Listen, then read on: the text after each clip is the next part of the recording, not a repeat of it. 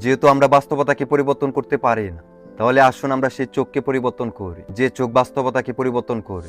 সুখী হওয়ার দুটি উপায় হলো বাস্তবতাকে মেনে নিন আর প্রত্যাশা কম রাখুন। বাস্তবতা স্বপ্নকে ধ্বংস করে, কিন্তু স্বপ্ন কখনো বাস্তবকে ধ্বংস করে দিতে।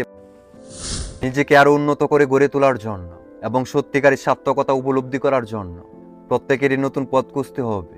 যে স্বপ্ন আপনি একা দেখেন সেটা কেবলই স্বপ্ন। যে স্বপ্ন আপনি সবাইকে নিয়ে দেখেন সেটা হলো বাস্তবতা।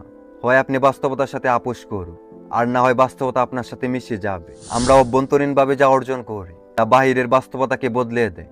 যারা ভাগ্যকে দোষারোপ করে তাদের চেয়ে বড় অপরাধী আর কেউ নেই। তারাই সবচেয়ে বড় অপরাধী। বাস্তবতা জগতের সীমানা আছে, কিন্তু কল্পনার জগতের কোনো সীমানা নেই।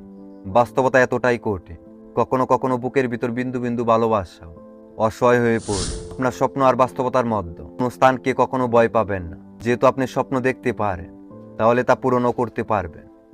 সবাইকে ধন্যবাদ সম্পূর্ণ ভিডিওটা দেখার জন্য। সবাই ভালো থাকবেন, সুস্থ থাকবেন।